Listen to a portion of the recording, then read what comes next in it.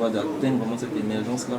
Alors comment il se porte dans le secteur privé? Je crois que le secteur privé se porte bien, puisque vous voyez qu'il participe vraiment pleinement à la chose. Le gouvernement a pris l'initiative d'établir un dialogue secteur public, secteur privé qui marche très bien. Et donc le secteur privé est concerné et contribue à sa manière à ces résultats que nous obtenons.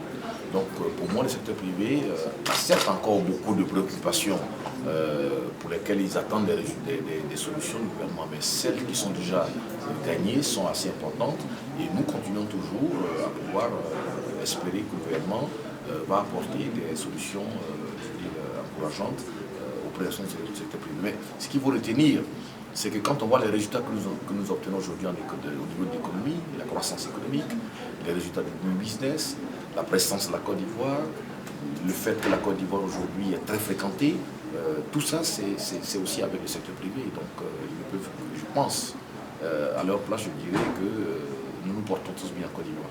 Alors donc l'opération de cette enquête menée va vraiment aider encore à l'amélioration de ces résultats-là?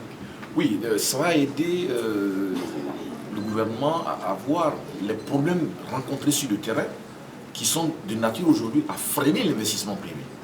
Donc forcément, ça permet au gouvernement d'orienter ses activités en termes d'incitation à l'investissement, en termes de politique même d'impôts. En fait, il y a pas mal d'éléments que l'État peut prendre comme décision pour mieux permettre au secteur privé de s'exprimer et de pouvoir satisfaire l'objectif du gouvernement. Attention, le gouvernement a eu pour objectif de faire contribuer le secteur privé à hauteur de 60% dans le plan de développement.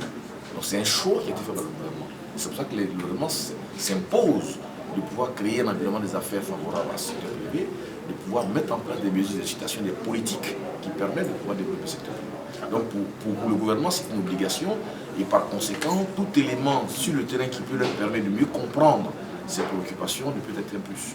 Un message à l'endroit des entreprises?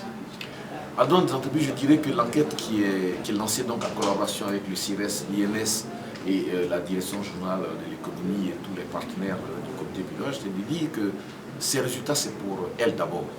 Parce que c'est une manière de pouvoir transmettre directement au gouvernement leurs préoccupations.